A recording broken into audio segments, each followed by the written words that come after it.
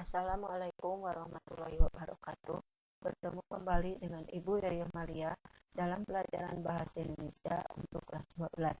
Pada kesempatan ini akan membicarakan tentang struktur teks editorial. Sebelum kita membicarakan struktur teks editorial, alangkah baiknya kalau kita mengingat kembali apa yang dimaksud dengan teks editorial. Teks editorial atau disebut juga tajuk bencana adalah sebuah artikel dalam surat kabar atau majalah yang mengungkapkan pendirian editor atau pemimpin surat kabar atau majalah tersebut mengenai beberapa pokok masalah. Dengan pengertian lain, editorial atau tajuk rencana adalah opini berisi pendapat dan sikap resmi suatu media sebagai institusi penerbitan terhadap persoalan yang aktual, fenomenal, atau kontroversial. Dengan demikian, tidak sembarangan seorang editor dapat menulis hasil liputannya ke dalam teks editorial. Penulis harus melihat apakah masalah itu sifatnya aktual, fenomenal, atau kontroversial. Kalau tidak seperti ini, berarti tidak bisa untuk dimasukkan ke dalam teks jenis editorial ini. Mari kita lihat sekarang struktur teks editorial. Seperti struktur yang lainnya, bahwa struktur teks editorial itu terbagi menjadi 3 bagian. Yang kita sebut pertama adalah masalah atau pernyataan pendapat, yang keduanya adalah argumentasi, dan yang ketiga yang terakhir adalah penegasan ulang. Sebagai penjelasannya, kita telah di sini. Masalah atau pernyataan pendapat yaitu bagian yang berada di awal teks editorial. Bagian ini berisi sudut pandang penulis terhadap permasalahan yang diangkat. Bagian masalah berupa pernyataan atau teori yang akan diperkuat dengan argumentasi. Sebagai contoh, kita sekarang perhatikan. Sebaik apapun sistem kesiagaan bencana tidak akan berarti tanpa kesadaran pemanfaatannya. Akibatnya, informasi ilmiah yang dapat menyelamatkan warga sekadar menjadi berita lalu. Ini sudah jelas. Di sini ada pendapat seorang editor dan juga ada argumennya yang memperkuat pendapatnya tersebut. Pendapatnya ini berada di kalimat yang pertama dan argumennya berada di paragraf berada di kalimat yang kedua. Kita lanjutkan pada struktur yang bagian kedua, yaitu argumentasi.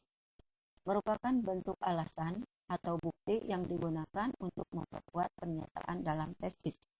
Argumentasi juga dapat berupa pernyataan umum atau generalisasi, atau dapat juga berupa data hasil penelitian, pernyataan para ahli atau fakta yang didasari referensi yang dapat dipercaya.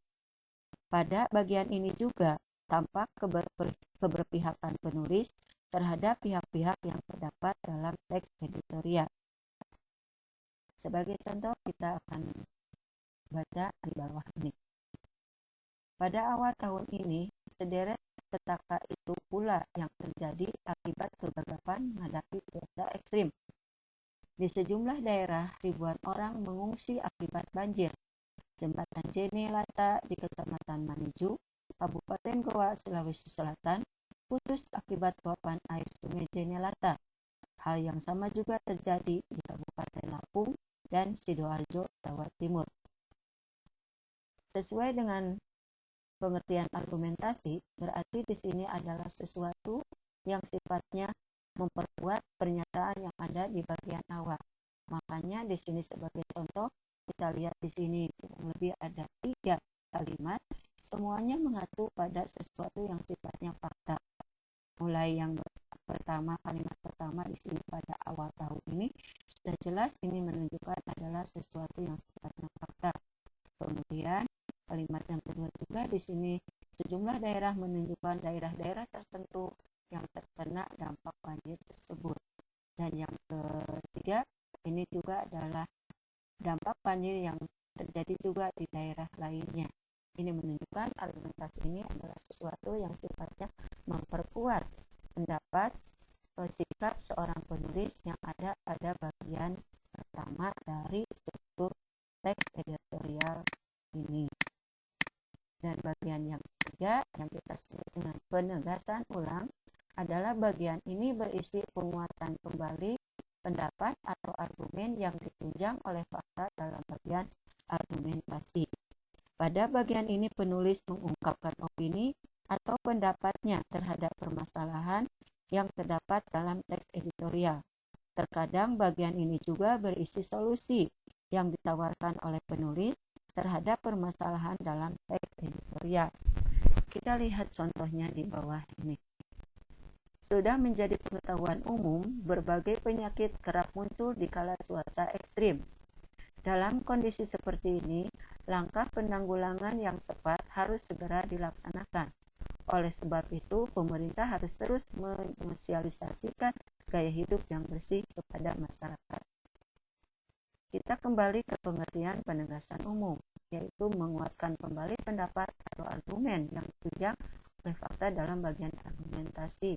Dan jelas di sini berarti memperkuat, karena di sini sudah terungkap, sudah menjadi pengetahuan umum berbagai penyakit muncul di kala cuaca ekstrim. Ini adalah keadaan yang memang sebenarnya terjadi, dan kondisi ini katanya harus ditanggulangi secepat mungkin. Ini adalah pendapat dari seorang penulis terkait dengan masalah yang sedang dibicarakan. Dan di sini seolah-olah di sini ada saran atau ajakan kepada pemerintah supaya secepatnya untuk menanggulangi masalah ini dan mengajak masyarakat untuk hidup bersih. Dengan demikian, di sini sudah terlihat bahwa bagian penegasan ulang ini ada sesuatu yang diharapkan oleh penulis, entah itu berupa ajakan, bisa berupa kritis, atau bisa berupa solusi.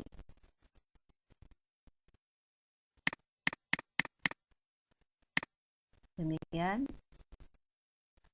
pernyataan materi yang bisa Ibu berikan, mudah-mudahan bermanfaat. Sampai bertemu pada kesempatan yang lain. Assalamualaikum warahmatullahi wabarakatuh.